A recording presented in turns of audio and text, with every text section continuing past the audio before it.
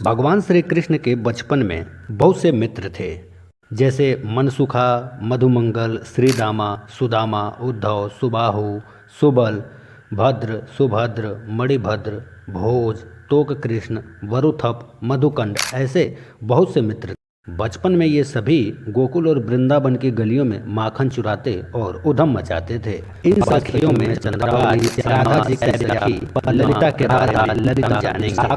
श्री राधा रानी की 8 सखी नाम लिए जाते हैं। 8 सखियों के नाम से जाना जाता है, जैसे ललिता, विशाखा, चित्रा, इंदुलेखा, चंपकलता, रंगदेवी, तुंगविद्या और सुदेवी।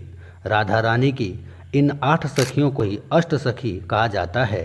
श्रीधाम वृंदावन में इन अष्ट सखियों का एक मंदिर भी स्थित है। इन सखियों में सबसे करीबी ललिता थी। कहते हैं कि ललिता भी श्री कृष्ण से उतना ही प्रेम करती थी जितना कि राधा रानी, परंतु ललिता ने अपने प्रेम को कभी भी अभिव्यक्त नहीं किया था।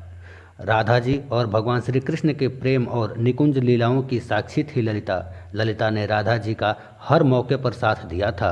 ललिता जी राधा रानी की सहचरी के अतिरिक्त खंडिका नायिका के रूप में भी बताया गया है, मतलब सेविका के रूप में राधा माधव के साथ आती हैं और कभी कभी नायिका बनकर श्री कृष्ण जी के साथ विहार करती हैं।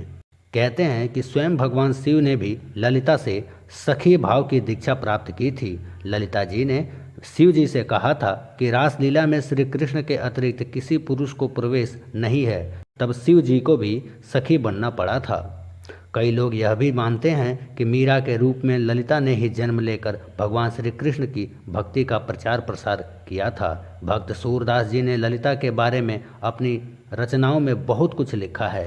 यह भी कहा जाता है कि भक्त सूरदास जी श्री कृष्ण के काल में किसी और नाम से जन्मे थे, तब भी वे अंधे ही थे। उस काल में वे यादव कुल के गुरु से मिले थे।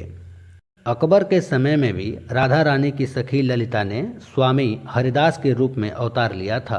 स्वामी हरिदास वृंदावन के निधिवन के एकांत में अपने दिव्य संगीत से प्रिया प्रियतम यानी राधा जी और भगवान श्री कृष्ण को रिझाते थे।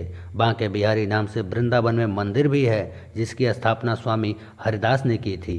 तानसेन भी उनके संगीत और गायन से बहुत ही ज़्यादा प्रभावित थे।